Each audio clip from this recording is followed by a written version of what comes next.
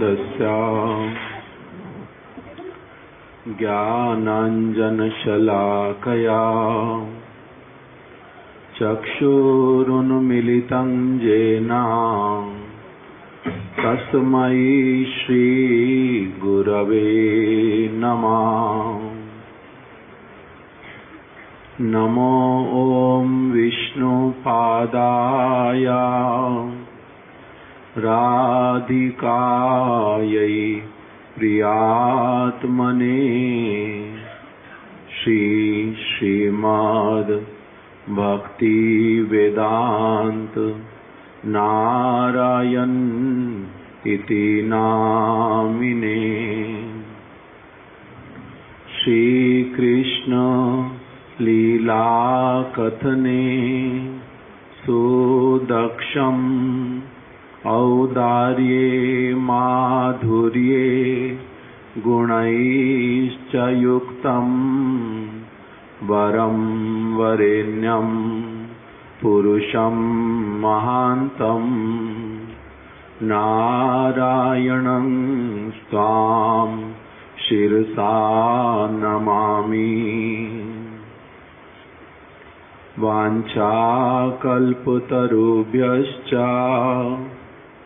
कृपा सिन्धुभ्य एव च पतितानां पावनेभ्यो वैष्णवेभ्यो नमो नमः। जय श्री रूप श्री सनातन भट्ट रघुनाथ श्री जीव गोपाल भट्ट दास रघुनाथ।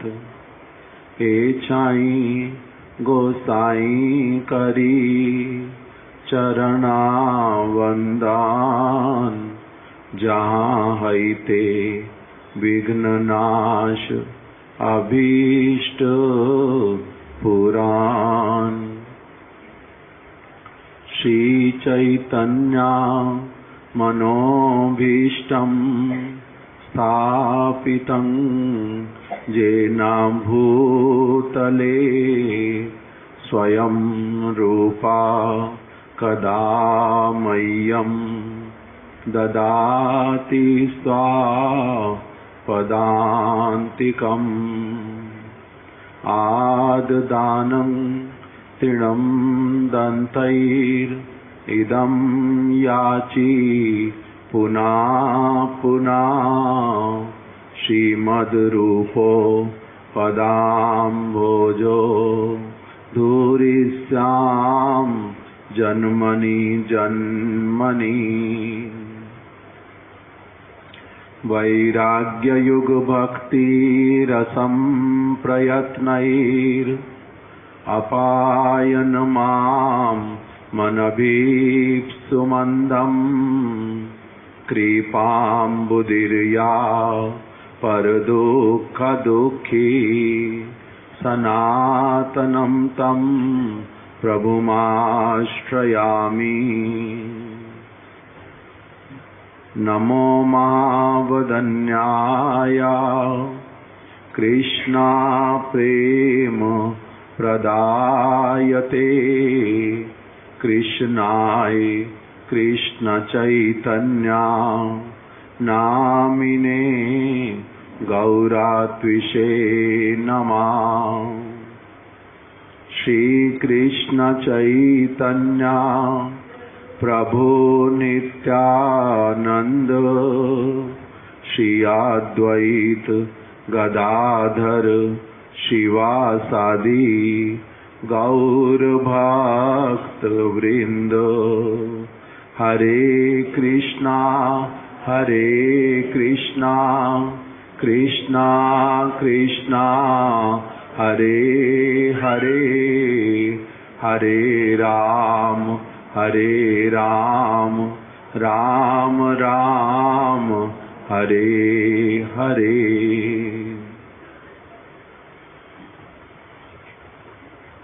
आज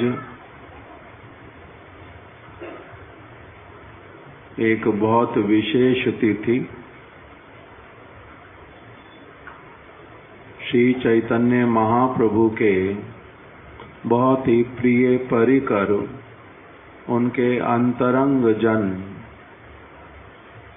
श्री शिला रूप गोस्वामी पाद जी की आज शुभ तिरोभाव तिथि है।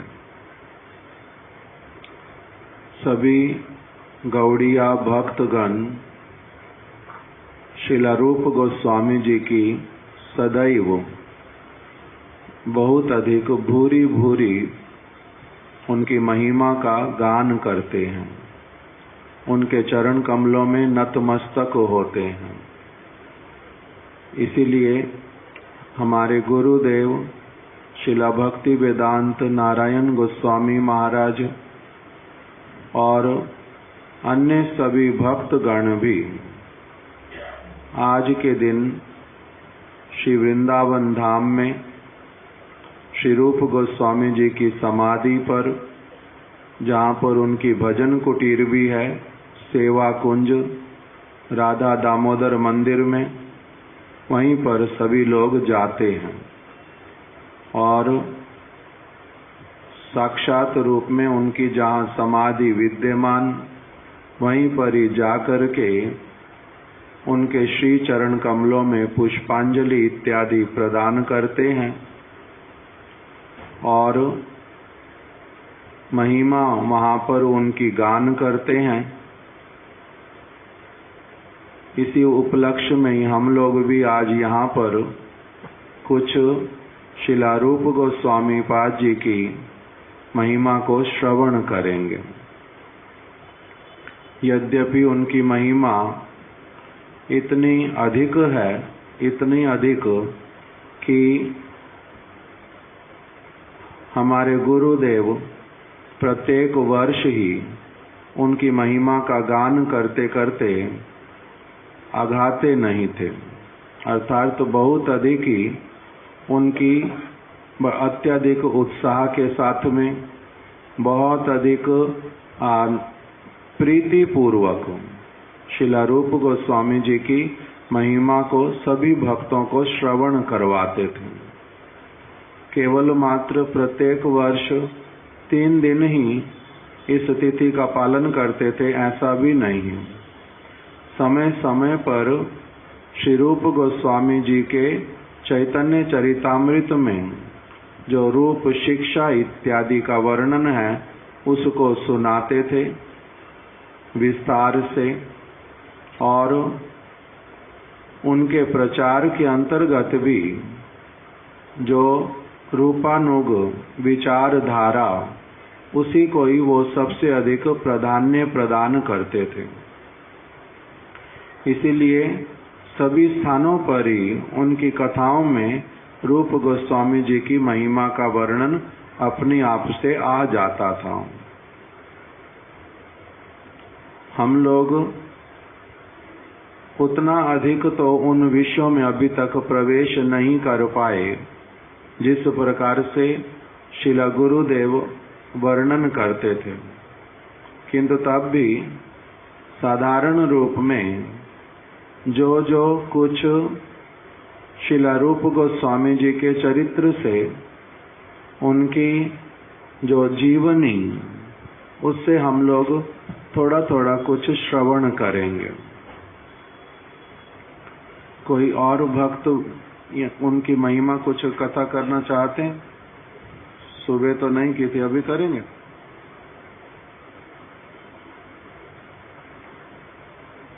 आप अब सुबह भी नहीं किया, अभी करना तो अभी करो। नहीं? प्रेममय दीदी कुछ कथा बोल सकते हैं? हैं? कुछ बोलना तो आप बोल दो थोड़ा सा।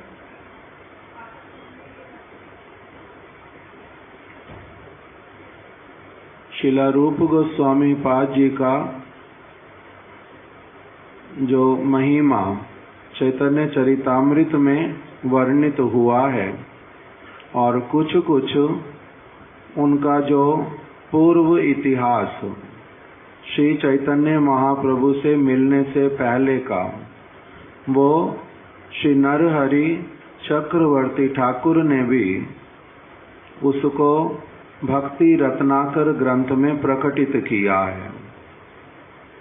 श्री चैतन्य चरितामृत में शिला कविराज गोस्वामी ने तो बहुत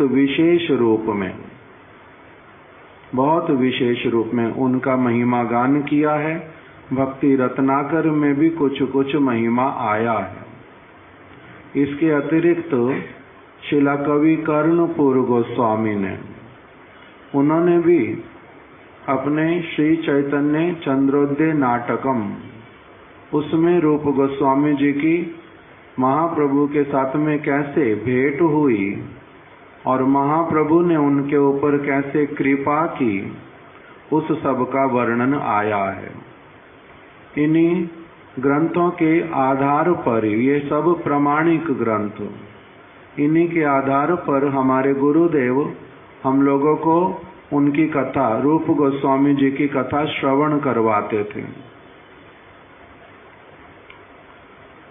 सबसे पहले वर्णन आता है कि किस प्रकार से रूप गोस्वामी, सनातन गोस्वामी और जीव गोस्वामी, ये तीन षड गोस्वामी ऐसे तो वृंदावन के श्री चैतन्य महाप्रभु की वास्तविक जो हृदय की सारी वस्तुएं, इन 6 गोस्वामियों ने, जिनको कहते हैं वृंदावन के 6 गोस्वामी, इन्होंने पूरी तरह से चैतन्य महाप्रभु को रिप्रेजेंट किया। उनके representative, real representative, transparent representative, ये 6 गोस्वामी।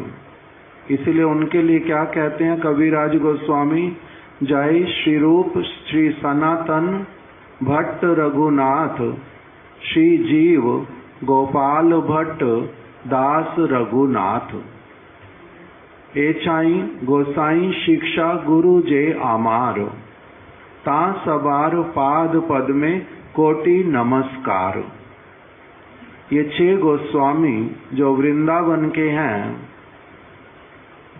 जो वृंदावन में जिन्होंने वास किया, श्री चैतन्य महाप्रभु की जो वास्तविक विचारधारा, उसको धारण किया, पालन किया। इसीलिए उन 6 को पहले तो नाम बता दिया, जय श्री रूप। सबसे पहले रूप गोस्वामी जी का नाम आया। क्यों? क्योंकि इन 6 गोस्वामियों में सबसे पहले वही जो हैं वो वृंदावन में आकर के रहने लगे थे। उसके बाद में फिर सनातन गोस्वामी जी आए थे, फिर शिला रघुनाथ भट्ट गोस्वामी, जय रूप सनातन भट्ट रघुनाथ, श्री जीव। चौथे नंबर पर श्री जीव गोस्वामी जी आए, श्री जीव गोपाल भट्ट, फिर गोपाल भट्ट गोस्वामी जी वृंदावन आके पहुंचे, और सबसे अंत में शिला रघुनाथ दास गोस्वामी। रघुनाथ दास गोस्वामी सबसे अंत में क्यों आए वृंदावन? क्योंकि 16 वर्ष तक पहले चैतन्य महाप्रभु के साथ में रहे, बाद में वृंदावन आए थे। तो ये जिस क्रम से वृंदावन में आए थे, उसी क्रम से ही ये वाले नाम उल्लिखित हो गए। जय श्री रूप श्री सनातन भट्ट रघुनाथ, श्री जीव गोपाल भट्ट दास रघुनाथ। एचाई गोसाई करी चरण वंदन। इन 6 गोस्वामियों के चरण कमलों की मैं वंदना करता हूँ।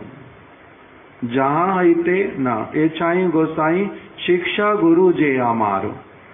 कविराज गोस्वामी जिन्होंने चैतन्य चरितामृत की रचना की, अद्भुत रूप में वही कह रहे हैं कि ये 6 गोस्वामी जो हैं, ये मेरे शिक्षा गुरु हैं। एचाई गोसाई शिक्षा गुरु जे हमारो। इनसे मैंने सब प्रकार की शिक्षा को प्राप्त किया है। वृंदावन के भजन की शिक्षा, श्री चैतन्य महाप्रभु के मत अनुसार भजन करने की शिक्षा मेरे को इन 6 गोस्वामियों से प्राप्त हुई है। तासबार पाद पद में कोटि नमस्कार। करोड़ों करोड़ों बार इनके चरण कमलों की मैं वंदना करता हूँ। हमारे गुरुदेव बोलते थे कि यदि किसी के प्रति बहुत अधिक कृतज्ञता की भावना होती है, किसी का यदि बहुत अगाध चरित्र होता है, जो बहुत अधिक कृपा करते हैं, उनके प्रति फिर जब प्रणाम किया जाता है वो कैसे वाला होता है? बहुत अच्छी भावना के साथ में पुनः पुनः उनको प्रणाम करने की, उनकी कृपा को प्राप्त करने की इच्छा उत्पन्न होती है। तो इसलिए कविराज गोस्वामी ने क्या कहा? ता सबार पाद पद में कोटि नमस्कार। मैं करोड़ों करोड़ों बार उनकी महिमा इतनी अधिक है, इतनी अधिक कि उसको स्पर्श कर पाना संभव पर नहीं है, इसलिए उनको करोड़ों करोड़ों बार प्रणाम किया। उसके बाद में फिर बतलाया कि कैसे श्री चैतन्य महाप्रभु स्वयं श्री कृष्ण राधा रानी के भाव और अंग कांति को लेकर के इस जगत में आविर्भूत हुए। किस लिए? केवल स्वयं नहीं आए, गोलोक वृंदावन से अपने परिकरों को भी सभी को साथ में लेकर के आए।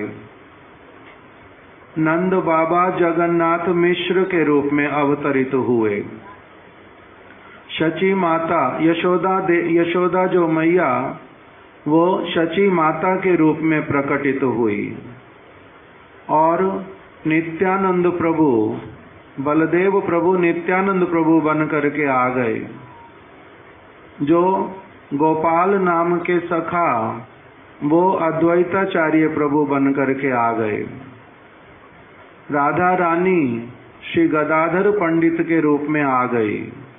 ललिता सखी शिला स्वरूप दामोदर गोस्वामी के रूप में। विशाखा सखी श्री राय रामानंद जी के रूप में।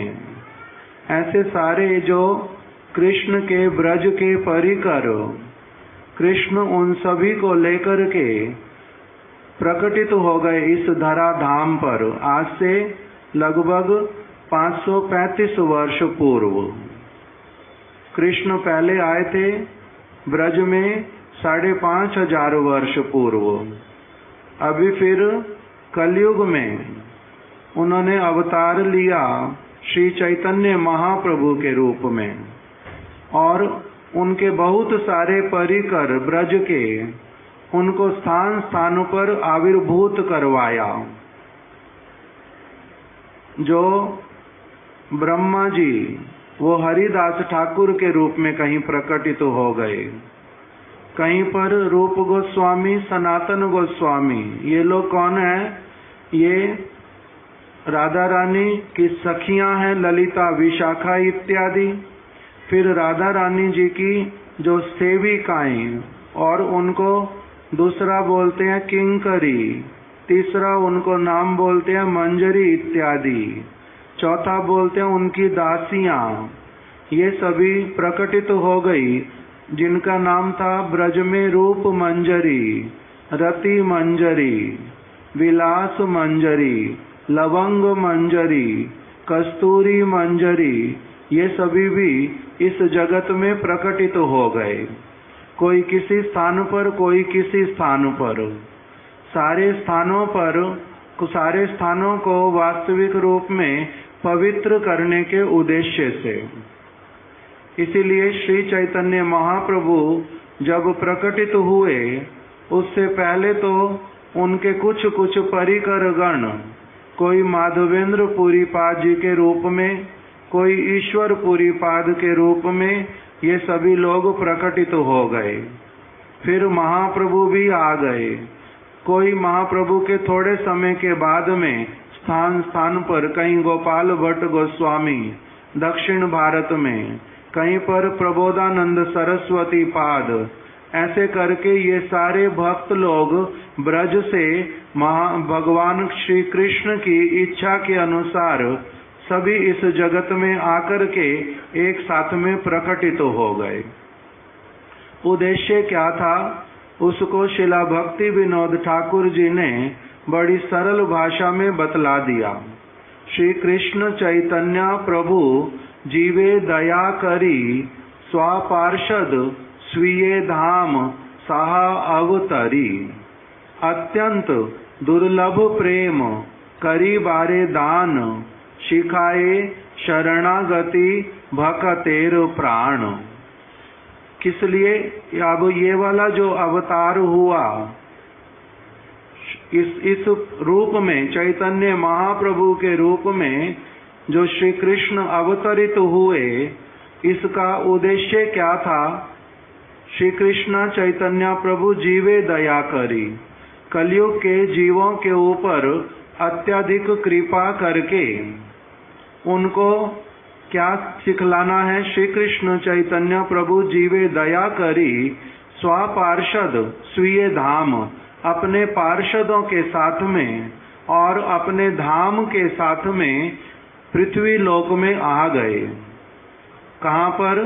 श्रीधाम नवद्वीप मायापुर में प्रकटित हो गए और अत्यंत दुर्लभ प्रेम करी बारे दान, जो बहुत दुर्लभ प्रेम, अर्थात जो सहज रूप में किसी के हृदय में प्रकटित नहीं होता, ऐसे वाला जो प्रेम, विशुद्ध प्रेम, निर्मल प्रेम, जिस प्रेम का आधार जो है केवल मात्र अपने आप को संपूर्ण रूप में समर्पित करना होता है, ऐसे वाला जो ब्रज का प्रेम, जो ब्रजवासियों के हृदय में कृष्ण के प्रति रहता है, जो विशेष रूप में ब्रज की गोपियों के, राधा रानी की सखियों के और राधा रानी की दासियों के हृदय में रहता है,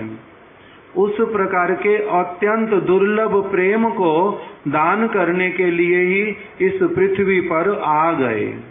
क्योंकि अगर वो इस पृथ्वी पर आकर के जीवों को उस प्रकार की वस्तु का दान नहीं करें, उनको नहीं सिखलाएं, नहीं बताएं कि वो प्रेम कैसा होता है, उसकी अगर चर्चा नहीं करें, किसी के कानों में उस बात को नहीं सुनाएं, तब फिर किसी को गोलोक की वो वाली जो वार्ता पता भी नहीं चल सकती। इसीलिए श्री चैतन्य महाप्रभु प्रकटित हो गए और उन्होंने फिर इस प्रकार की लीला को प्रकाशित किया अपने परिकरों के साथ। किस वस्तु को देने के लिए आ गए? अत्यंत दुर्लभ प्रेम करी बारे दान। वो कहाँ से प्रारंभ होता है फिर कि एक व्यक्ति उस प्रेम को ग्रहण करे और फिर कैसे वो जो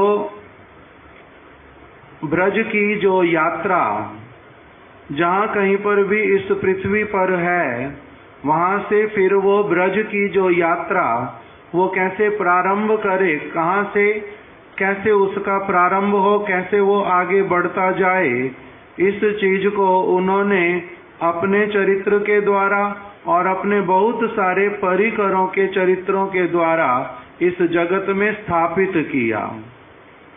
इसीलिए महाप्रभु स्वयं जैसे पहले उन्होंने क्या किया, साधारण रूप में नवद्वीप धाम में जन्म ग्रहण किया और फिर एक समय आने पर वो निमाई पंडित बन गए। पहले उनका नाम निमाई, फिर बन गए निमाई पंडित और फिर बन गए भक्त निमाई। ईश्वरपुरी पाद जी का संग हो गया। फिर उसके बाद में वही जो भक्त निमाई, फिर वो बन गए सन्यासी और उनका नाम हो गया श्री कृष्ण चैतन्य महाप्रभु। फिर वो जगन्नाथपुरी में आ गए और फिर उन्होंने बहुत सारे भक्तों को,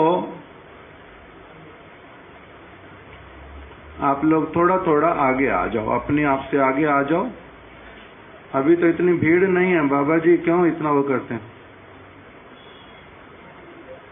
अच्छा, ठीक है, ठीक है, थोड़ा थोड़ा आगे हो जाओ जिससे कि पीछे और भक्त लोग बैठ सके।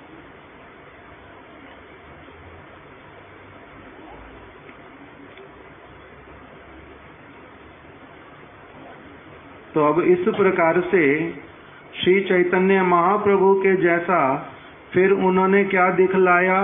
पहले तो बालक जैसे, साधारण बालक जैसे, इसीलिए ये सभी लोग कैसे प्रकटित हो गए इस जगत में, साधारण मनुष्यों की भांति, मनुष्यों के आकार में, मनुष्यों वाले वेश में, उसी प्रकार की सारी क्रियाएं करने लगे। आए थे कहाँ से? गोलोक वृंदावन से, किंतु ऐसे लीला करने लगे जैसे बिल्कुल हमारे जैसे बद्ध जीव हों।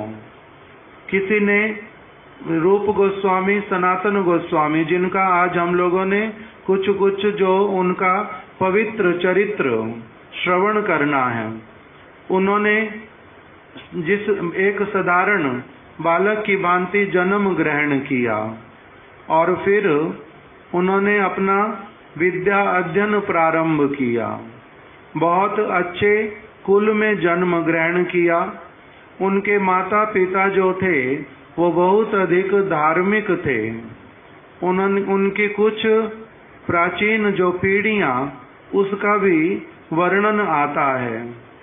उनके पिताजी का बतलाया सनातन गोस्वामी जी ने कि जीव गोस्वामी जी ने शायद लिखा, अथवा सनातन गोस्वामी जी का वर्णन आता है कि कैसे सनातन गोस्वामी जी अपने मन में बहुत बार खेद करते थे, क्योंकि जब से वो छोटे बचपन से उन्होंने देखा, बचपन से तो वो देखते रहे कि किस प्रकार से उनके पिताजी सब समय भगवान का भजन करते थे, अपने समय को बिल्कुल नष्ट नहीं करते थे, किसी भी व्यक्ति के साथ में बातों में उलझते नहीं थे, और यदि कोई अधार्मिक व्यक्ति, यवन व्यक्ति, कोई असदाचारी अथवा कोई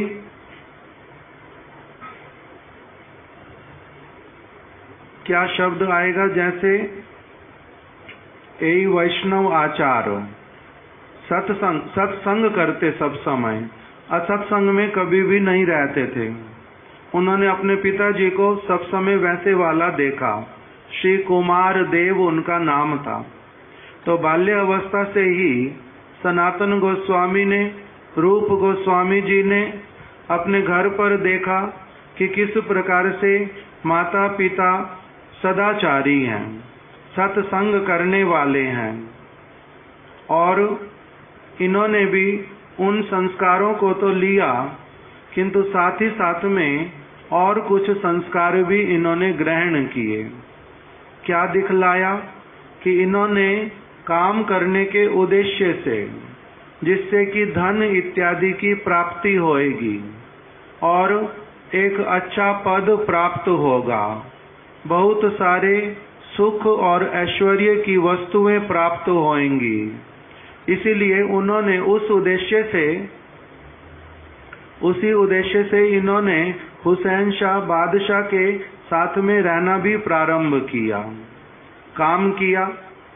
हुसैन शाह बादशाह, उसके पास बहुत बड़ा राज्य था। उन्होंने रूप गोस्वामी, सनातन गोस्वामी जी को बहुत सारा ही स्थान अपना दे दिया और थोड़ा बहुत कर उनसे ले लेते थे।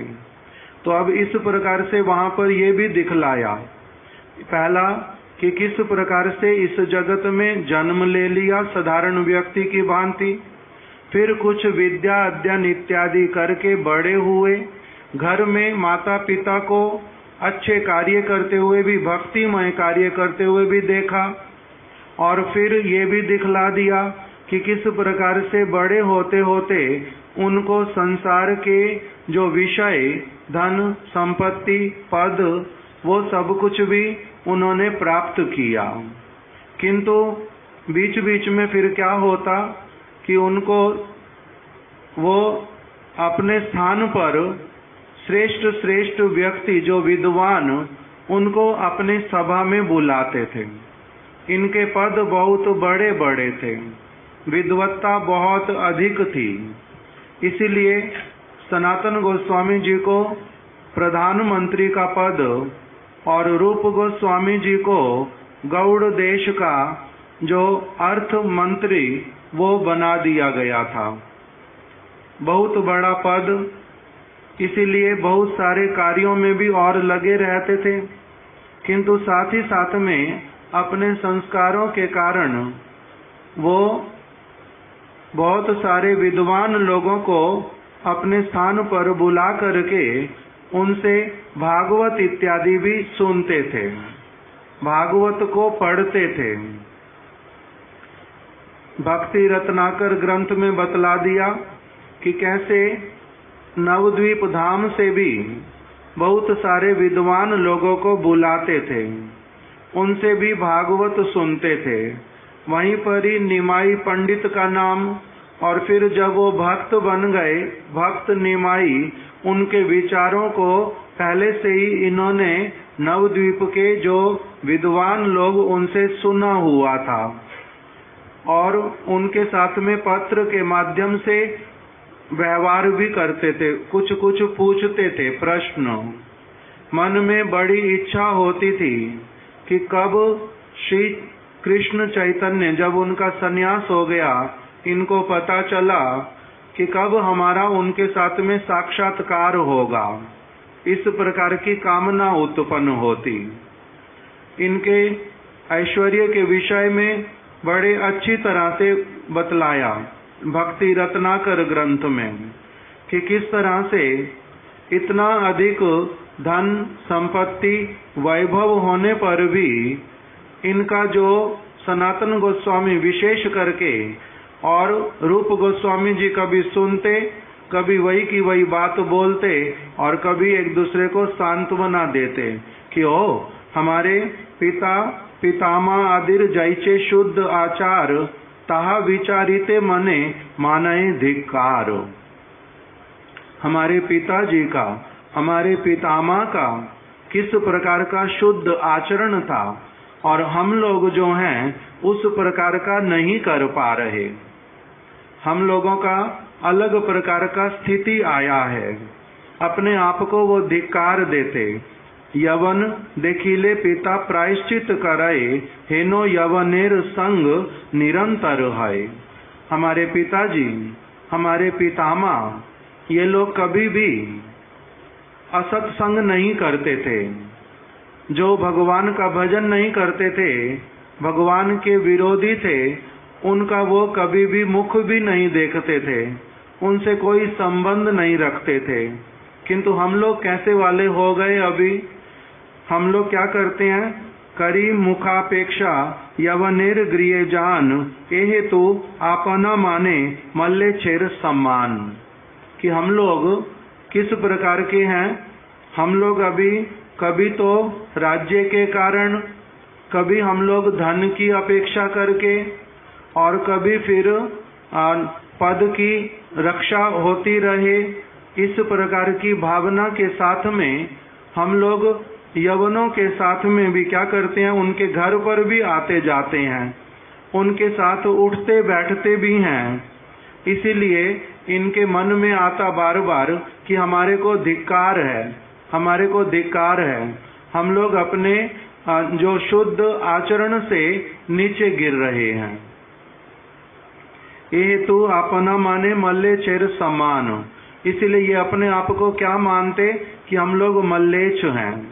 यद्यपि वास्तविक रूप में अंतर हृदय से किसी का भी वैसा वाला संग नहीं करते थे, किंतु बाहरी रूप से व्यवहार के कारण भी जो करना पड़ता था, उसके कारण भी बड़े दुखी होते थे, और पुनः पुनः चिंता करते थे कि हमारा मंगल कैसे हो। श्री चैतन्य महाप्रभु को इनके मन की वार्ता, ये अब सारा कुछ कैसा है, पहले हमने सुना कि कैसे ये लोग सारे ब्रज के परिकर हैं। फिर दूसरा वाला कि इस जगत में लीला करने के उद्देश्य से महाप्रभु स्वयं भी और उनके सारे भक्तगण भी वो एकदम से साधारण व्यक्ति की तरह रहने लगे। कि कैसे साधारण व्यक्ति सीखेगा कि साधारण वस्तुओं में रहते रहते भी किस प्रकार से सत्संग करके हमारे को इस ब्रज की यात्रा को सुष्ठु रूप में अग्रसर इसमें होना है। इसलिए फिर इनका क्या हुआ, रामकेली ग्राम में जहाँ पर ये लोग रहते थे गौड़ देश में, उस स्थान पर श्री चैतन्य महाप्रभु का आगमन हुआ और वहीं पर ही रूप गोस्वामी सनातन गोस्वामी जी जाकर के श्री चैतन्य महाप्रभु से मिले। जीव गोस्वामी जी उस समय बहुत छोटे थे, सनातन गोस्वामी बड़े भाई, रूप गोस्वामी जी उनके छोटे भाई, दूसरे नंबर के। पहले नंबर पे सनातन गोस्वामी, दूसरे नंबर पर रूप गोस्वामी और तीसरे नंबर पर जो उनके भाई थे उनका नाम था श्री वल्लभ। महाप्रभु ने उनको अनुपम नाम दिया। ये तीन, ऐसे तो इनके और भाई भी थे, किंतु ये तीन क्योंकि इन्होंने शुद्ध रूप में वैष्णव धर्म का और विशेष रूप से चैतन्य महाप्रभु को के चरणों में समर्पित हुए थे, इसलिए इन तीन भाइयों का नाम विशेष रूप से आता है। फिर जो अनुपम जी हैं, रूप गोस्वामी सनातन गोस्वामी जी के जीवन में विवाह इत्यादि का कोई प्रसंग नहीं सुना जाता, किंतु जो तीसरे नंबर के भाई थे श्री वल्लभ, उन्होंने विवाह किया था और उनकी जो संतान हुई थी उन्हीं का ही नाम है श्री जीव गोस्वामी।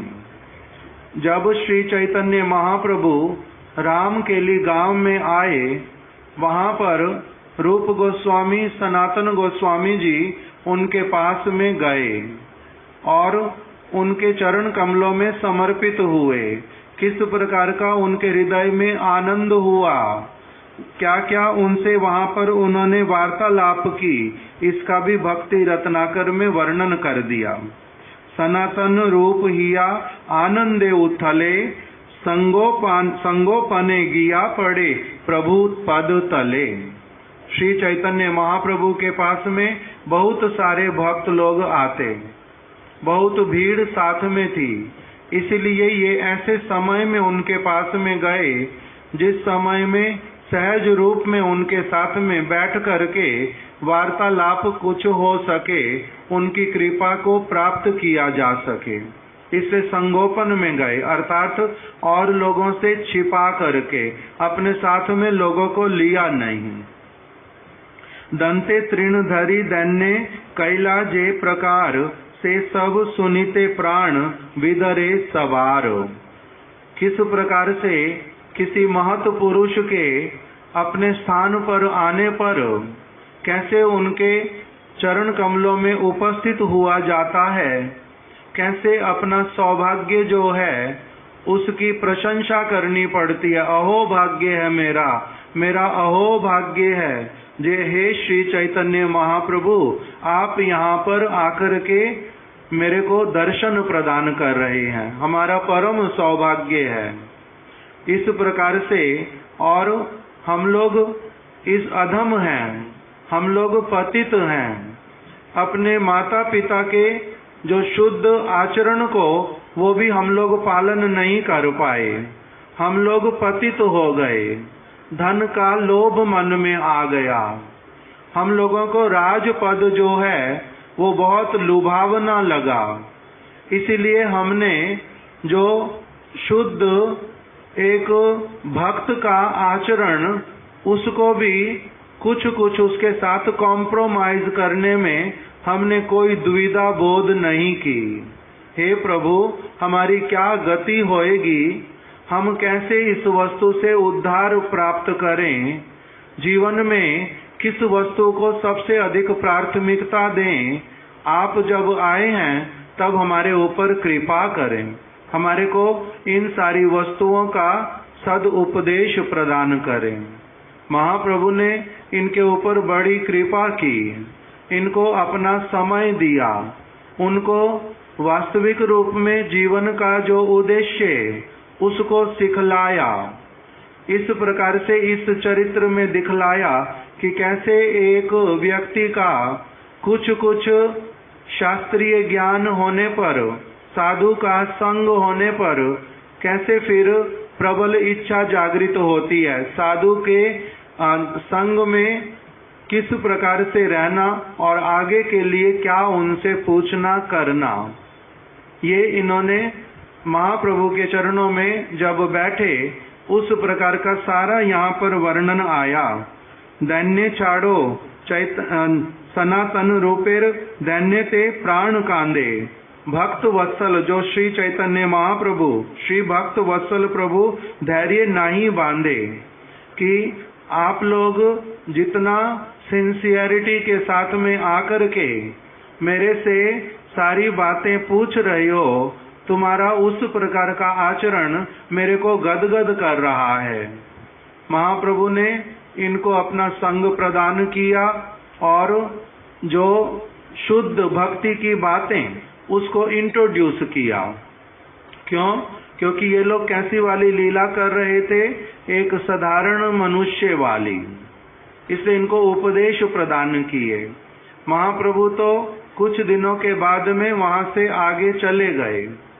फिर उसके बाद में अब इनका जो स्थिति हुआ, एक शुद्ध भक्त का संग प्राप्त होने से, क्योंकि चैतन्य महाप्रभु भी भगवान होने पर भी भक्त के रूप में सब स्थानों पर विचरण कर रहे थे, इसीलिए उनका संग प्राप्त करके इनके मन में जो भावना आ गई अब कि हमने तो अभी तक विवाह इत्यादि नहीं किया, उस बंधन में हम लोग बंधे नहीं हैं, इसीलिए हम लोग किस प्रकार से जो जो विषय अभी हमारे हैं, इन विषयों से कैसे हमारा छुटकारा हो, इसके लिए उन्होंने उपाय करना प्रारंभ कर दिया।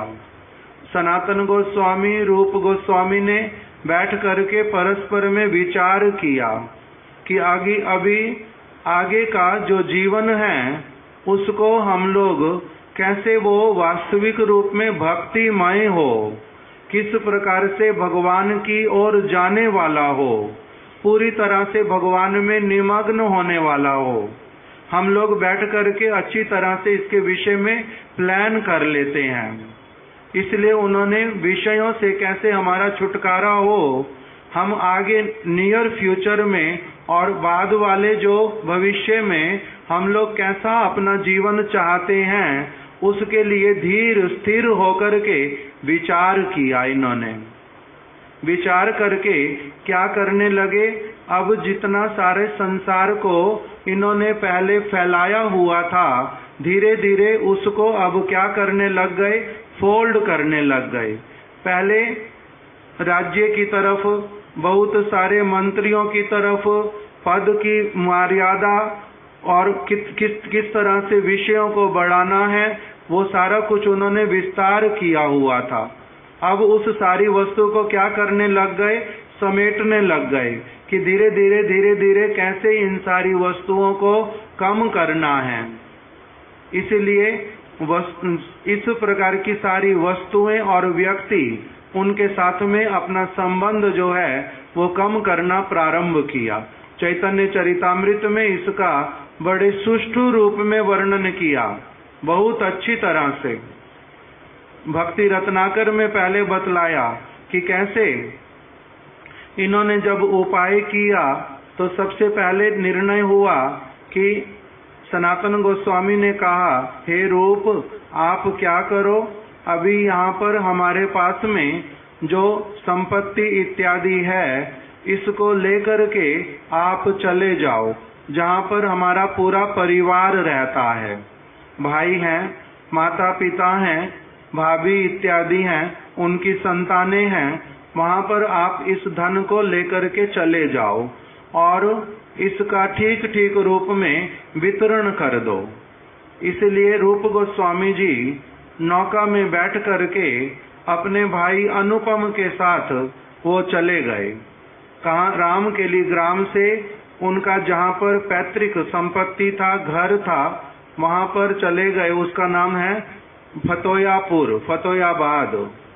वहाँ पर वो चले गए जशोर जिले में, और वहाँ पर जाकर के उन्होंने आदि संपत्ति, जैसा सनातन गोस्वामी जी ने निर्णय कर दिया, रूप गोस्वामी जी ने वैसा ही किया। अपनी आदि संपत्ति को ब्राह्मणों में बांट दिया। कौन से ब्राह्मण? वहां लिखा ब्राह्मण वैष्णव, जो शुद्ध रूप में भक्ति का पालन करते थे, उनमें बांट दिया। और फिर 25% संपत्ति वाला वो अपने भाई भतीजे इत्यादि की विद्या अध्ययन घर को चलाने के लिए वहां पर वो छोड़ दिया। और 25% को किसी के पास में संभाल करके रख दिया। किसी, जैसे अभी तो लोग बैंक में रख देते हैं, उस समय लोग जमींदार इत्यादि के पास रख देते थे, तो वो 25% जमींदारों के पास रख दिया कि अगर भविष्य में आवश्यकता पड़ेगी तो ले लेंगे। इस प्रकार से करके इन्होंने क्या निर्णय किया? महाप्रभु रामकेली ग्राम से थोड़ा सा आगे जाके फिर चले गए थे जगन्नाथपुरी।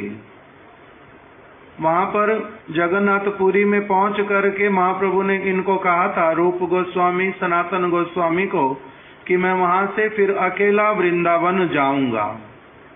इसीलिए रूप गोस्वामी जी ने अपने कुछ जो लोग, सेवक लोग, उनको जगन्नाथपुरी भेज दिया कि आप लोग वहीं पर रहना, चैतन्य महाप्रभु के आसपास में, और जब सुनोगे कि वो वृंदावन चले गए हैं तो तुम साथ साथ में क्या करना, जगन्नाथपुरी से हमारे पास लौट आना। मेरे को जब संवाद दोगे तो मैं भी अब फिर यहाँ से वृंदावन चला जाऊंगा, मैं अब चैतन्य महाप्रभु के साथ में ही रहूंगा। रूप गोस्वामी जी ने इसी प्रकार से किया। जब उनको पता चला चैतन्य महाप्रभु जगन्नाथपुरी से वृंदावन चले गए हैं, तब वो व्यक्ति आ गए जगन्नाथपुरी से, रूप गोस्वामी जी को संवाद दे दिया फतोयाबाद में। वहीं से फिर रूप गोस्वामी जी अपने भाई अनुपम को लेकर के वो चल पड़े वृंदावन की तरफ। चलते चलते उनका आकर के मिलन हुआ चैतन्य महाप्रभु से प्रयाग में। महाप्रभु तो जगन्नाथपुरी से वृंदावन गए, वृंदावन से दर्शन करके कुछ समय रह के फिर से जगन्नाथपुरी जा रहे थे और प्रयाग में रुके हुए थे। वहीं पर ही रूप गोस्वामी जी आकर के पहुंचे अपने भाई अनुपम के साथ में, और वहीं चैतन्य महाप्रभु के साथ में दूसरी बार अब भेंट हुई। पहली बार कुछ दिनों तक कहाँ पर रहे थे?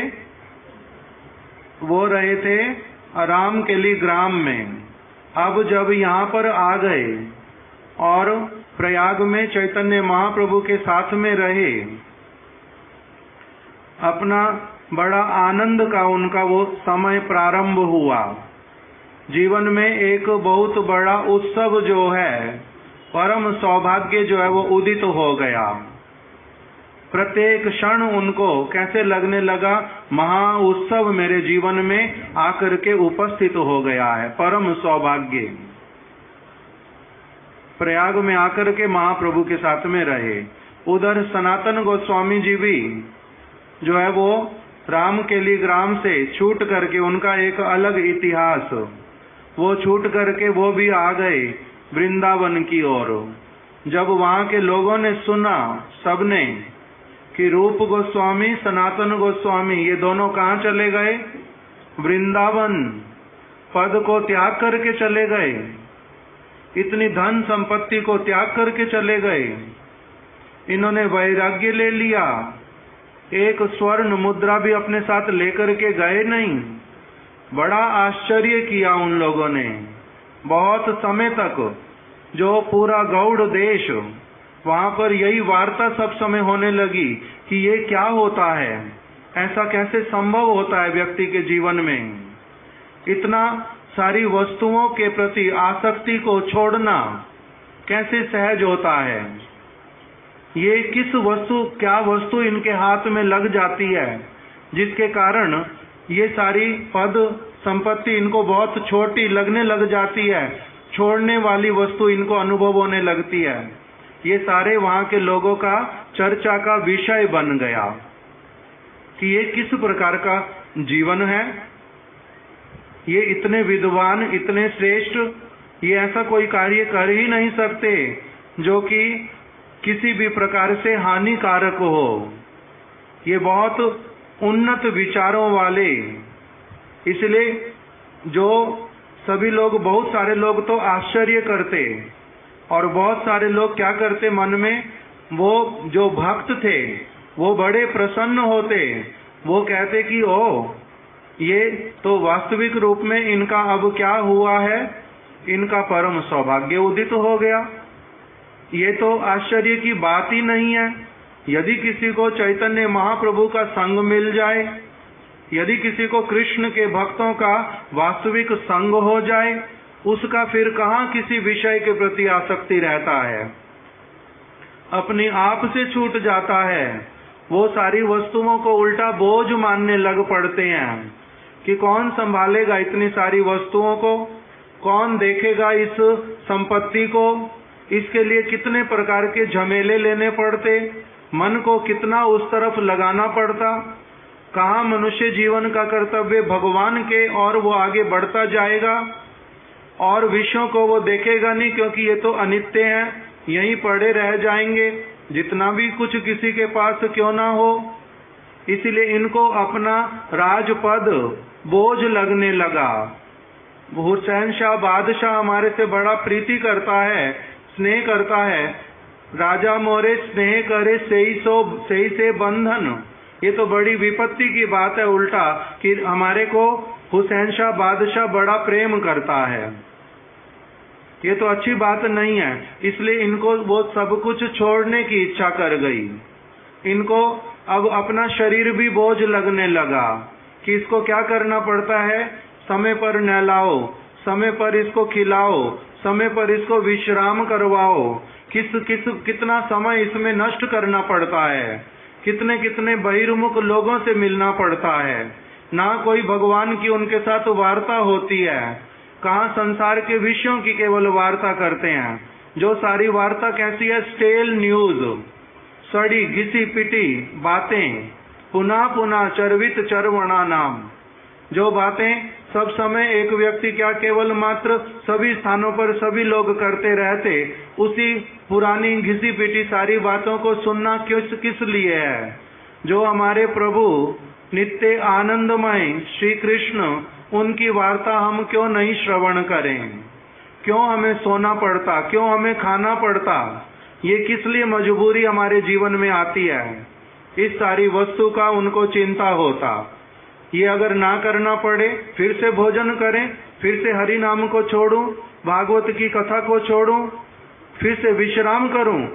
मेरे को कब ठीक ठीक रूप में भागवत समझने का, कब मेरे को भगवान की जो लीला कथा, उनकी महिमा, उसको श्रवण करने का जो अगाध है, वो मेरे हाथ से ये अवसर चला गया तो मृत्यु अगर आ गई तब मैं क्या करूंगा? ये मेरा तो अब क्या इच्छा होता है मन में कि मेरे को कुछ ना करना पड़े संसार का वस्तु। उसके लिए इनके मन में प्रार्थना होने लगी। इसलिए इन्होंने विषयों को एकदम से क्या किया, छुटकारा किया उससे, और जो बहुत जरूरी वस्तुएं थी उसको केवल करते हुए वो अपना आगे बढ़ गए। जब आ गए प्रयाग में रूप गोस्वामी, वहां पर महाप्रभु ने जिस प्रकार का उनके साथ व्यवहार किया वो बड़ा अद्भुत। इनको इतना स्नेह दिया, किस लिए? क्योंकि ये योग्य पात्र, ये बड़े सिंसियर हैं, इनका भगवान का इनके प्रति कृपा है और ये भगवान की भक्ति ही करना चाहते हैं। इनका कोई इल मोटिव नहीं है हृदय के भीतर में। ये मेरा समय नष्ट करने नहीं आए, उल्टा मेरे हृदय को समझ करके उसके अनुसार चलना चाहते हैं, मेरी सेवा करना चाहते हैं। इसीलिए गुरु के रूप में उन्होंने इनका बड़े अच्छी तरह से स्वागत किया, वेलकम किया। इनको देख करके बड़े आनंदित हुए। वहां पर बतलाया, जब प्रयाग में पहुंचे रूप गोस्वामी अनुपम जी के साथ में, इन्होंने सबसे पहले जब सुना महाप्रभु प्रयाग में हैं, उसी समय कि अब हम यहाँ से अभी बिल्कुल नहीं जाएंगे, जब तक महाप्रभु रहेंगे उनके पास में रहेंगे, आगे जहाँ पर वो जाएंगे उनके साथ में ही रहेंगे, उनका संग करने की प्रबल कामना।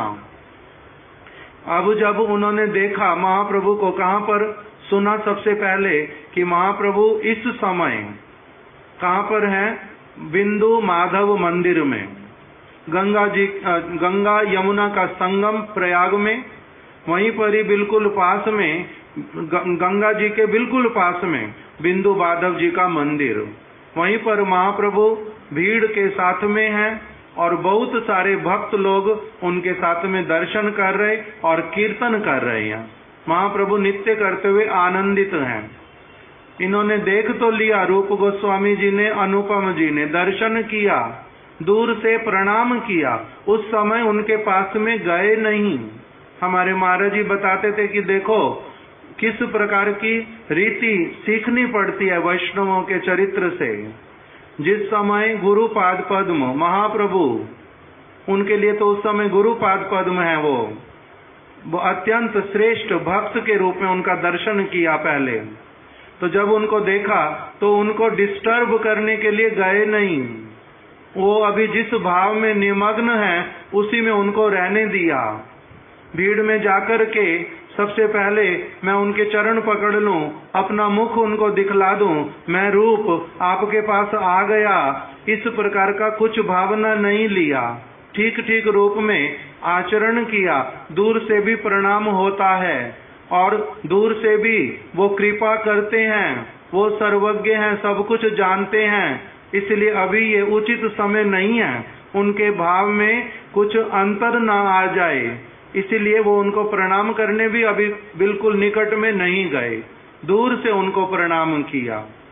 उसके बाद में फिर जब महाप्रभु मंदिर में अपना कीर्तन इत्यादि करके बाहर आ गए, किसी ब्राह्मण के घर पर निमंत्रण था, वहां पर जब बैठे एकदम से शांत चित्त हैं, वहीं पर जाकर के रूप गोस्वामी ने और अनुपम जी ने प्रणाम किया, वहीं पर जाके प्रणाम किया। वहीं महाप्रभु के साथ वार्तालाप हुआ। महाप्रभु ने बड़े स्नेह के साथ में इनको ग्रहण किया। सनातन जी की वार्ता पूछी, सनातन के विषय में बतलाओ। आप दोनों आ गए, सनातन को कहाँ अभी रहना पड़ रहा है, सारा संवाद पूछा। रूप गोस्वामी जी ने कहा कि मैं तो पहले से वहाँ रामकेली से चला आया था, किंतु हुसैन शाह बादशाह बिल्कुल नहीं चाहते कि सनातन गोस्वामी और मैं वहां से चले जाएं, इसलिए उन्होंने सनातन गोस्वामी को बंदी बना दिया है। हे प्रभु आप कृपा करो, वो भी जितना शीघ्र आपके पास आ जाएं। महाप्रभु ने उनको बोल दिया चिंता करना नहीं, उनका बंधन खुल गया है, वो भी वहां से चल पड़े हैं, मेरे को बहुत शीघ्र ही वो भी मिलेंगे। इस प्रकार से उनको आश्वासन दिया। और फिर रूप गोस्वामी जी को इस प्रकार से प्रेम पूर्वक व्यवहार करके महाप्रभु ने उनको प्रयाग में 10 दिन पूरा समय अपना दे करके और लोगों से अपने समय को पूरी तरह से बचा करके, चुरा करके, एकांत में, जहां पर कोई भी व्यक्ति उनको बाधा देने वाला ना हो, उस 10 अश्वमेध घाट पर प्रयाग में उनको 10 दिन तक बहुत अपने हृदय की सारी वार्ता को कुछ कुछ रामकेली में बतलाई थी। अब किंतु ये किस प्रकार से आए हैं, सब कुछ अपना छोड़ करके पूरी तरह से मेरे बनने के लिए, इसलिए अब उनको अपने हृदय की जो वार्ता, शुद्ध भक्ति रस, भक्ति की बहुत सारी विशुद्ध बातें अपने मन को खोल करके उनको प्रदान किया, उनको अपना समय दिया, अपने वचन उनको सुनाए, बैठ करके सिखलाया, उनके परिप्रश्न करने पर उनको उत्तर प्रदान किए और उनको आलिंगन इत्यादि किया, उनमें शक्ति का संचार किया।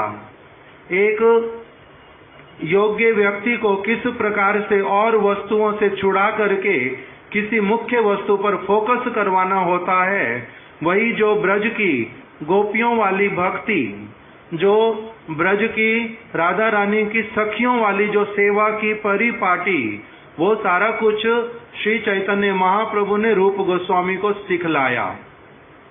सिखला करके उनको आगे कहा कि अब मैं यहाँ से तो पुरी के लिए चला जाऊंगा और अब आप यहाँ से कहाँ जाना? वृंदावन। आप वृंदावन जाओ और बाद में फिर कुछ कभी आप पुरी में भी आ जाना। इस प्रकार से उनको वृंदावन में भेजा। वहीं पर ही वर्णन आया कि इनका इच्छा तो बहुत रूप गोस्वामी जी का कि मैं कहाँ जाऊं? चैतन्य महाप्रभु के साथ में जाऊं।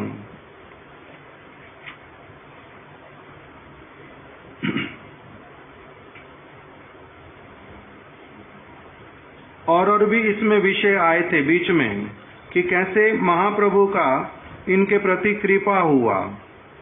वो सारा व्याख्या करने जाएंगे, समय हो जाएगा। मेरे को कोई घड़ी दे दो अपनी, क्योंकि यहाँ से पिलर होने के कारण बिल्कुल नहीं दिखलाई देता ना। 9:10 हो भी गई।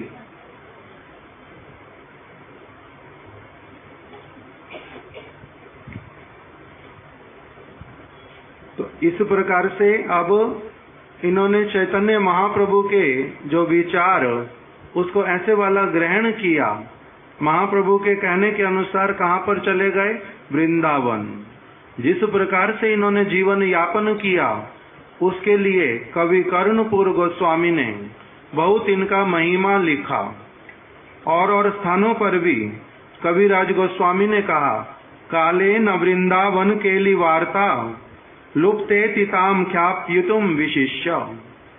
जो ब्रज की शुद्ध भक्ति की वार्ता थी, वृंदावन में कृष्ण ने जो लीलाएं की थी, उन लीलाओं का किस प्रकार से आस्वादन करना, उन लीलाओं में कैसे प्रवेश करना, क्यों कृष्ण ने लीला की ये वाली, और उन्होंने उन लीलाओं का कैसे स्वयं आस्वादन किया, आनंद उसमें प्राप्त किया, कैसे भक्तों को उन्होंने आनंद दिया। वृंदावन की वो सारी वार्ताएं जो आच्छादित हो गई थी, लुप्त हो गई थी, उनको विशेष रूप से फिर से जगत में प्रकटित करने के लिए महाप्रभु ने क्या किया? कृपा मृतेना अभिषिषेचा। उन्होंने रूप गोस्वामी जी को अभिषिक्त किया, वृंदावन में जाओ, वृंदावन में जाओ। उनको अभिषेक कर दिया कि वृंदावन का स्थान मैं तुम्हें प्रदान करता हूँ। उनका ये स्थान रूप गोस्वामी सनातन गोस्वामी जी के लिए क्या हो गया? प्रभु दत्त स्थान। श्री चैतन्य महाप्रभु के द्वारा निर्धारित किया गया उनके लिए स्थान, इसको बोलते प्रभु दत्त स्थान। उन्होंने कहा जाओ, आप कहाँ पर रहो? वृंदावन में। वहाँ पर क्या सेवा कार्य दिए उनको करने के लिए, और विशेष रूप से जो वृंदावन की कृष्ण की लीला, उन सारी वस्तुओं को प्रकाशित करने की महाप्रभु की इच्छा थी, इसीलिए इनको वृंदावन में भेजा। रूपंचा सनातन चैवा तत्रैवा, इनको वहां वृंदावन में भेज दिया। ये लोग वृंदावन में आ गए और अब रहना किस प्रकार से प्रारंभ किया? इनका एक और क्या है? अत्यधिक विद्वान। दूसरी तरफ क्या है? राजपद को छोड़ करके आने वाले, वैभव संपत्ति को छोड़ करके आने वाले। शिला भक्ति वल्लभ तीर्थ गोस्वामी महाराज जी वो बोलते थे अपने आश्रित भक्तों को कि जिसके मन में आए ना कि मैं बहुत बड़ी नौकरी छोड़ करके आया हूँ, मैं बहुत सारी संपत्ति छोड़ करके आया हूँ, वो अवश्य ही रूप गोस्वामी सनातन गोस्वामी जी का चरित्र बार बार ध्यान से सुन लें। उनको पूरी तरह से अपना उनका जो गर्व होगा ना, अपने रूप का, अपनी विद्या का, अपने धन ऐश्वर्य का, सारा चकनाचूर होकर के गिर पड़ेगा पूरा का पूरा। किस लिए? क्योंकि इनके रूप के विषय में, नाम तो रूप गोस्वामी सनातन गोस्वामी, इनका जो रूप का वर्णन किया, अत्यंत अद्भुत सुंदर स्वरूप, शरीर अत्यंत कोमल, देखने में परम सुंदर, अंग सूठ जो है एकदम से अंग प्रत्यंग परम आकर्षक मनोहर, नेत्र इनके बतलाए बहुत सुंदर विस्तृत कमल के पंखुड़ियों के समान, रूप अत्यंत सुंदर, वैभव बहुत बड़ा, विद्वत्ता में बहुत बड़े। इसलिए उनके सामने किसी का भी विद्वत्ता जो है, ऐश्वर्य, पद कुछ नहीं रहता। इसलिए वो बोल रहे हैं श्रील भक्ति वल्लभ तीर्थ गोस्वामी महाराज, उन चरित्रों को पुनः पुनः सुनो, ठीक से समझो कि उनका किस प्रकार का, उनका फिर महाप्रभु के प्रति शरणागति, महाप्रभु ने जो उनको कह दिया अक्षरशः इन्होंने पालन किया। अक्षरशः मतलब एक एक वचन, एक एक अक्षर जैसा उन्होंने महाप्रभु से सुन लिया, अपने हृदय रूपी नोटबुक के ऊपर इतना भली प्रकार से उसको लिख लिया, स्मृति में सब समय के लिए उसको रख लिया, कंठस्थ कर लिया महाप्रभु के एक एक वचन को, और पूरा जीवन उसी प्रकार से ही अपना यापन किया। उसके इधर उधर थोड़ा सा भी कभी नहीं हुए। इस प्रकार का इन्होंने जीवन यापन किया। जब वृंदावन में रहते, जो जो सेवा कार्य महाप्रभु ने दिए उन्हीं कार्यों में व्यस्त रहते। इनका अद्भुत जीवन चरित्र संख्या पूर्वक नाम गान नतिभि कालावसानी कृतौ निद्राहार विहार कादि विजतौ चात्यंतौ दीनौ चयौ। किस प्रकार से संख्या पूर्वक भगवान का नाम कीर्तन करना है, नाम जप करना है, माला के ऊपर संख्या पूर्वक नाम गान करते थे, भागवत के श्लोकों का। श्री चैतन्य महाप्रभु जो सारे प्रसंग सुनते थे, चंडीदास, विद्यापति, रायर, नाटक गीति, कर्णामृत, श्री गीत गोविंद, जिन सारी वस्तुओं को महाप्रभु अत्यधिक आदर करते थे, उन सारे ग्रंथों का, उन सारे पदों का गान करते थे। संख्या पूर्वक नाम करना और उन ग्रंथों के श्लोकों का, स्तुतियों का पाठ करना, नित्य प्रति संख्या पूर्वक नाम गान नति भी प्रणाम करते थे महाप्रभु के उद्देश्य से। जहाँ जहाँ पर विशेष भक्त लोग रहते हैं, उनका नाम लेकर के उनकी जन्म भूमि को, उनकी लीला भूमि को, कृष्ण के परिकरों को, कृष्ण की लीला भूमि को, सबको प्रणाम करते थे। कितने कितने प्रणाम दिन में करते पता नहीं है। संख्या पूर्वक नाम गान नतिभि कालावसानी कृतौ, इस प्रकार से अपना दिन व्यतीत करते। निद्राहार विहार कादि विजतौ, निद्रा इत्यादि को अपने लिए सबसे अधिक बाधक मानते। मजबूरी है, थोड़ा सा विश्राम करना ही पड़ेगा, शरीर है, किंतु सुखी होकर के उस प्रकार का अवसर मेरे को मिले, मैं ये सब विश्राम करूं, खाऊं पीऊं, अच्छे से वस्त्र पहनूं, ये सब कुछ इनके जीवन से पूरा चला गया। उल्टा ये सारी चीजें बोझ लगने लग गई। इसलिए जब वृंदावन में रहे तब इनका किस प्रकार का हुआ, कोई कोई भक्त वो आते वृंदावन में जगन्नाथपुरी से, और फिर दर्शन करके जब लौट करके जाते तो वहां पर जगन्नाथपुरी में चैतन्य महाप्रभु के भक्त उनसे पूछते कि हमारे को आप जब गए वृंदावन में, आपका रूप गोस्वामी से, सनातन गोस्वामी से भेंट हुआ, आप लोगों को उनका संग मिला, वो दोनों कैसे रहते हैं वहां पर, हमारे को उसके विषय में कुछ बतला दो। जब वो लोग पूछते तब उसके विषय में यहाँ पर लिखा कि भक्त लोग क्या पूछते, केहो यदि देशे जाए देखी वृंदावन, यदि कोई वृंदावन के दर्शन करके जगन्नाथपुरी पहुंचता, तारे प्रश्न करेन प्रभुर पारिषद गण, चैतन्य महाप्रभु के परिकर गण उन व्यक्तियों से पूछते जो वृंदावन से आए, कहो तहाँ कैसे रहे रूप सनातन, आप हम लोगों को बताओ तो रूप और सनातन वृंदावन में कैसे रहते हैं, कैसे रहे, कैसे वैराग्य, कैसे भोजन, उनका वैराग्य कैसा है, वो भोजन किस वस्तु का करते हैं, और कैसे अष्ट प्रहर करें श्री कृष्ण भजन, आठों प्रहर दिन के 24 घंटे कैसे वो कृष्ण का भजन करते हैं, हमारे को कुछ कह सुनाओ तो। तबे प्रशंसिया कहे से ही भक्तगण, जो भक्त वृंदावन से होकर के गए थे पुरी में, वो प्रशंसा करते हुए रूप गोस्वामी की, सनातन गोस्वामी की, बड़े उल्लास में भर करके एकदम से बतलाने लगते। क्या कहते? अनिकेत दुए वन वने जतो वृक्षगण, वो दोनों अनिकेत हैं। उन्होंने अपना कोई घर नहीं बनाया, कोई भजन कुटीर इत्यादि नहीं बनाई, अनिकेत दुए। अब उन्होंने क्या नियम ले लिया है? भागवत के नियम अनुसार वहां पर एक साधु का वर्णन आया जिनको प्रहलाद महाराज जी ने देखा था। नाम अभी मेरे को भूल रहा है, अभी याद भी आ जाएगा। उनके पास में प्रहलाद जी गए और उनको कहा, क्या था? रोम एक एक उनका जिनका गिरेगा उतने समय तक वो रहेंगे। लोमश ऋषि, लोमश ऋषि का इन्होंने वो ले लिया जीवन में आदर्श। उन्होंने लोमश ऋषि क्या करते थे? कोई कुटिया घर बना के रहते नहीं, एक केवल कोचू का पत्ता, अरबी का बहुत बड़ा पत्ता, बरसात आने पर, धूप आने पर उसको ही केवल ऊपर टांग देते थे अपने, उसके नीचे रह जाते थे।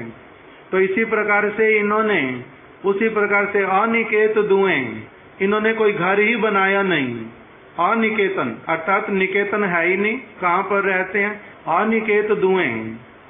और वने जतो वृक्षगण, एक एक वृक्ष तले एक एक रात्रि शयन, एक एक वृक्ष के नीचे एक एक रात में शयन कर लेते। उस समय वहां पर वन में, वृंदावन में कोई रहता भी नहीं था, चारों ओर कोई नहीं था, यही लोग जाकर के रहे। मेरे को तो अभी भी अगर किसी वृक्ष के नीचे बैठना पड़े, वहीं पर सोचना पड़ता कि कीड़े मकोड़े तो नहीं है, चींटियां तो नहीं है, मिट्टी कैसी वाली है। और अगर शाम होती जाए, रात को बैठना पड़े, तो डर के मारे बैठूंगा ही नहीं कभी भी। पता नहीं कौन सा प्राणी आ जाए, कोई सांप आ जाए, ना तो कान में घुसने वाला कोई प्राणी आ जाए, ये सब इस प्रकार का भय रहता है। किंतु इन लोगों ने किस प्रकार से किया, हम लोग ये सारी चीजें स्वप्न में भी नहीं सोच सकते। एक एक वृक्ष तले, एक कहाँ इनकी स्थिति, ये कौन थे और किस प्रकार का जीवन, और कहाँ अगर अपना देखें हम लोग, हम कहाँ थे? उनके जैसा विषय कुछ था ही नहीं, छोड़ने के लिए भी ऐसे वाला कुछ था ही नहीं, उस प्रकार की विद्या ही नहीं थी, बुद्धि ही नहीं थी, कुछ भी किसी प्रकार से कोई यश हो ऐसे वाला कुछ है ही नहीं। तब भी क्या है? अनेक प्रकार के अभिमान। किंतु इनका सब कुछ होने पर भी किस प्रकार से ये अभिमान रहित थे, उस प्रकार का भी इनके चरित्र का वर्णन आता है। ये महत् पुरुषों का होता है, साधारण लोगों का होता नहीं। हम लोगों का छोटी छोटी चीजें लेकर के भी इतना बड़ा अभिमान होता है, और उन लोगों का बहुत बड़ा बड़ा कुछ होने पर भी उनको कुछ होता ही नहीं उसके द्वारा। विप्र गृह स्थूल भिक्षा, कहाँ मधु करी। कभी कभी क्या करते थे? स्थूल भिक्षा, अर्थात किसी वैष्णव का मथुरा में, गोवर्धन में कोई विशेष मंदिर, हरिदेव जैसे मंदिर में कभी अगर वहां पर वो लोग प्रसाद दे देते, तब तो वो प्रसाद ले लेते, चावल दाल सब्जी इत्यादि। और कभी क्या करते हैं? कहाँ माधुकरी, जैसे मधुकर भ्रमर, वो अलग अलग पुष्पों पे बैठ के थोड़ा थोड़ा कुछ ले लेता है, उस प्रकार का किसी से कुछ मांग करके। क्योंकि वैरागिर, महाप्रभु ने निर्णय कर दिया, वैरागिर कृत्य है नाम संकीर्तन, मागिया खाइया करे उदर भरण। वैरागी का कृत्य क्या होगा, कार्य क्या होगा? वो सब समय केवल मात्र नाम संकीर्तन करेगा और किसी तरफ अपने चित्त को जाने देगा नहीं, किसी वस्तु की चिंता नहीं करेगा। जो पेट थोड़ा बहुत कुछ मांगता है, वो क्या करेगा? मागिया खाइया करे उदर भरण, थोड़ा बहुत मांग करके उसी के द्वारा अपना उदर भरण कर लेंगे।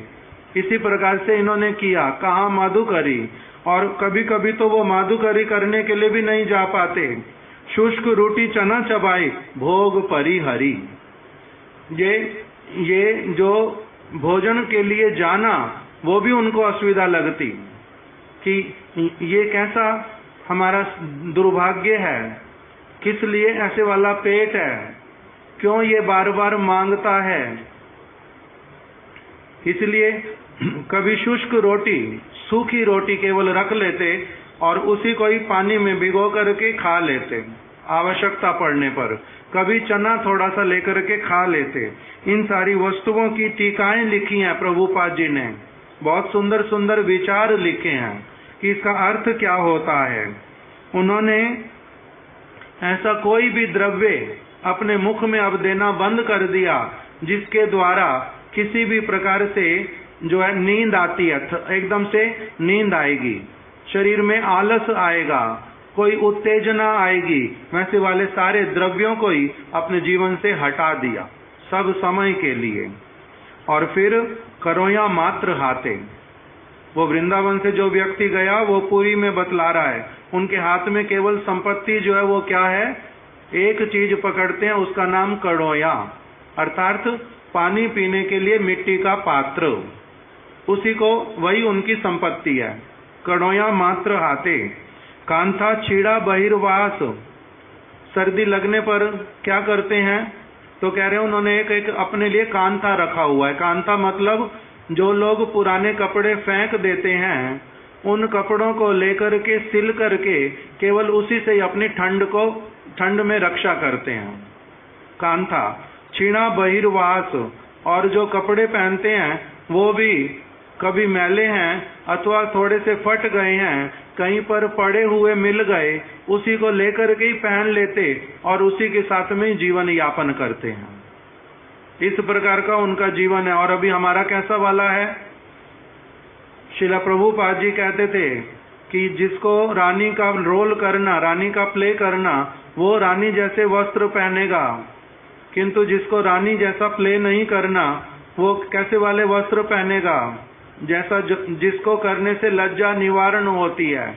वस्त्र पहनने किस लिए, लज्जा निवारण के लिए, किंतु उसी में ये रंग का होना चाहिए, वो रंग का होना चाहिए, इस प्रकार का होना चाहिए। ये सारे विचार महाप्रभु के भक्तों के लिए नहीं है, अलग प्रकार के विचार। तो इससे कृष्ण कथा, कृष्ण नाम, नर्तन, उल्लास, उनका समय फिर जाता किसमें, खाने की चिंता वो नहीं करते, कपड़े की चिंता वो नहीं करते, भजन कुटीर की चिंता वो नहीं करते, कोई सामान रखते ही नहीं जिसकी चिंता करनी पड़े, तो करते क्या है फिर सारा दिन, कृष्ण कथा, कृष्ण नाम, नर्तन, उल्लास। इसलिए कृष्णोत कीर्तन गान नर्तन परो, प्रेमामृताब्दौ निधि, धीरा धीर जना प्रिय प्रिय करौ, निर्मत्सरौ पूजितौ। इनका जीवन इसी प्रकार का। ये लोग क्या करते थे सब समय, कृष्ण कथा, कृष्ण नाम, नर्तन, उल्लास।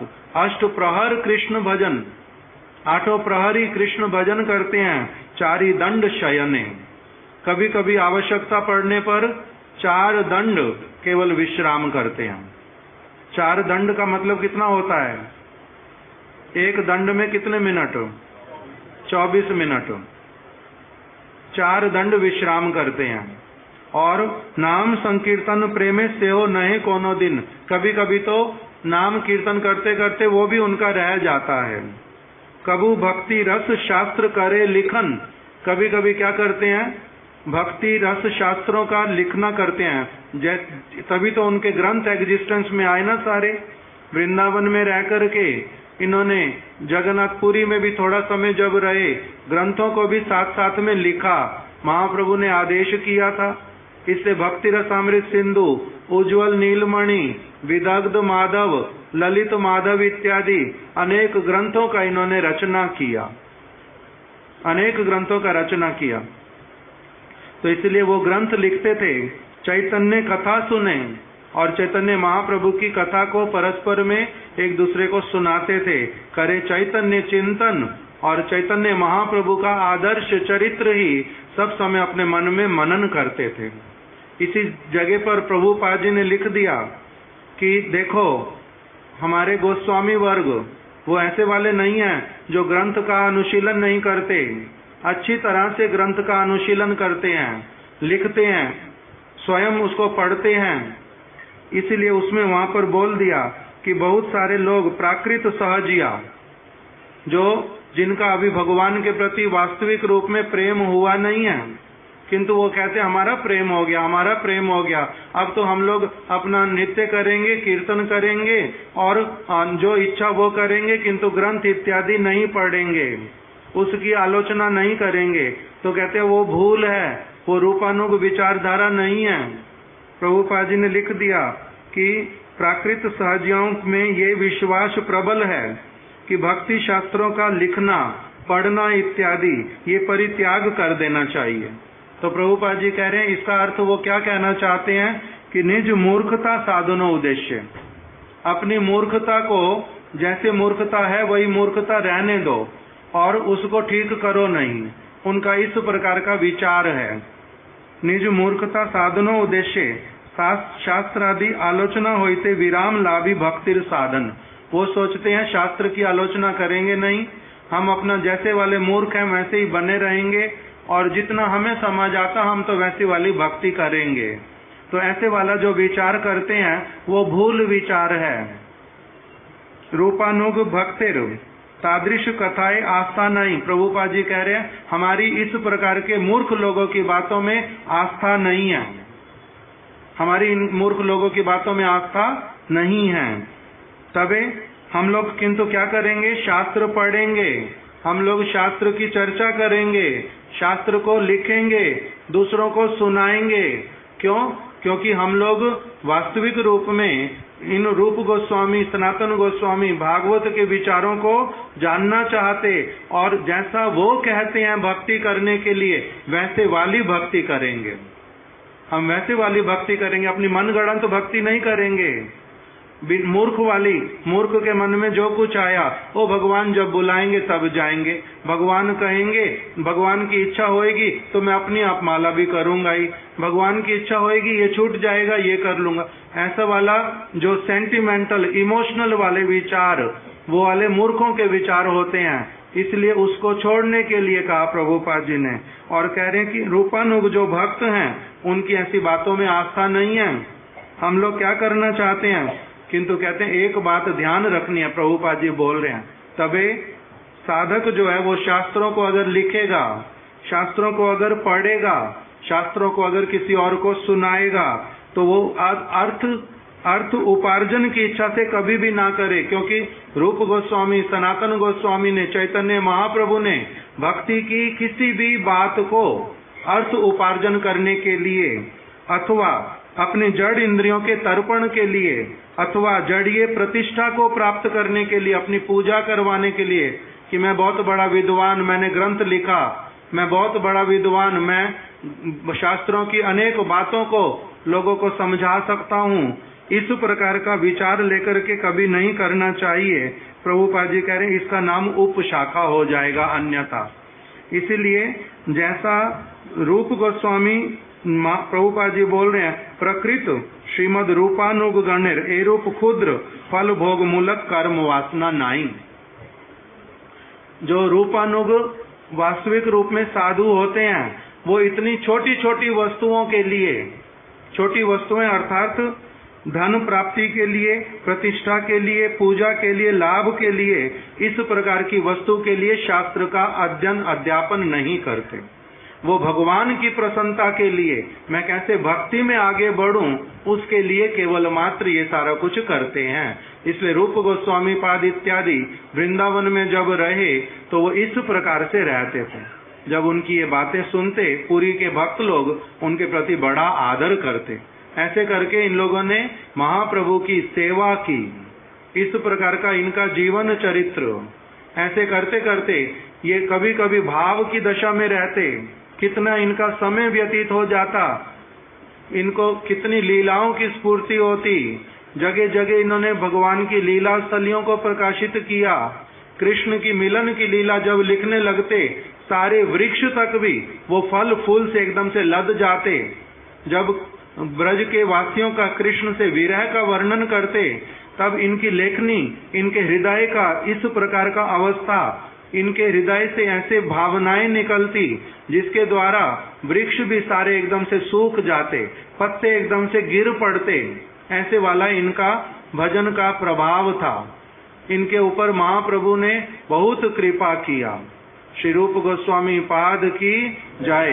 आज उनका तिरोभाव तिथि, आज के दिन उन्होंने समाधि में प्रवेश किया। इसलिए उनके भक्तगण इनके सभी ग्रंथों का, इनके विचारों का बड़ा आदर करते हैं और उनकी तिथि में केवल मात्र नहीं, इनके जो जीवन, इनकी जो शिक्षाएं, इन्होंने मुख्य शिक्षाएं दी उपदेशामृत में हमारे जैसे व्यक्तियों के लिए कि तुम्हारे को अभी नाम में रुचि होएगी नहीं, किंतु अगर तब भी जैसे पीलिए के रोगी को,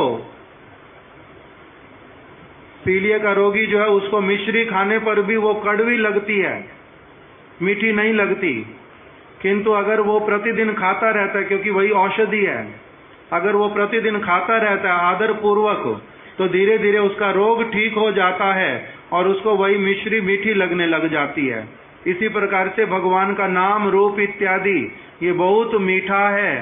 भागवत के वचन परम अमृतमय हैं, किंतु अभी बद्धता के कारण, मेरे अपने रोग के कारण अच्छे नहीं लगते, किंतु औषधि क्या है, वही औषधि है, उसको थोड़ा थोड़ा करके आदर पूर्वक नित्य प्रति ग्रहण करना पड़ेगा।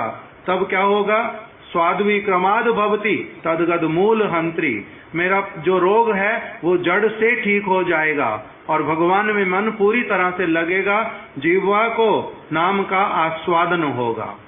दूसरा उन्होंने उपदेश कर दिया, मेरे सारे कह रहे मैंने जो महाप्रभु से सब कुछ प्राप्त किया, अगर मेरे को कहो कि मेरे को थोड़े शब्दों में रूप गोस्वामी जी कह रहे हैं आप लोगों को बताना है, तो वो क्या है? तन्नाम रूप चरितादि सुकीर्तनानु स्मृत्यो क्रमेण रसना मनसी नियोज्या। नित्य प्रति क्या करो? भगवान के नाम रूप गुण लीला इत्यादि को सुनो और उसको हृदय में धारण करो, क्रमशः उसका मनन करो और भक्तों का निरंतर संग करो। ऐसा करते करने से क्या होगा? क्या आगे है? तिष्ठन ब्रजे, ब्रज में वास करो। शरीर के द्वारा नहीं कर सकते, मन के द्वारा करो। जो लोग जाना चाहते हैं उनको प्रसाद दे दो, ऊपर प्रसाद लेके चले जाओ। कपिल जी ऊपर चले गए हैं, वो दे देंगे, आप लोग प्रसाद ले लो। तिष्ठन ब्रजे, ब्रज में वास करो। तिष्ठन ब्रजे तदानुरागी, किंतु ऐसे ही नहीं करो, जो ब्रज के कृष्ण के परम अनुरागी भक्त हैं उनका अनुगत्य करते हुए जीवन यापन करो। इतिमुपदेश सारम, ये मेरे सारे उपदेशों का सार है, चैतन्य महाप्रभु के उपदेशों का सार है। श्रील रूप गोस्वामी पाद की जाए, उनकी शुभ तिरोभाव तिथि की जाए, तिथि पालनकारी उनके समस्त भक्त वृंद की जाए। उनके विषय में हमारे को प्रारंभ से अभी तक जो कुछ भी पता, सारा कुछ बतलाने वाले हमारे गुरुदेव नित्य लीला प्रविष्ट श्री श्रीमद भक्ति वेदांत नारायण गोस्वामी महाराज की जाए। श्री श्रीमद भक्ति विज्ञान भारती गोस्वामी महाराज की जाए। उपस्थित समस्त भक्तों की जाए। गौर प्रेमानंदे हरि हरि बोल।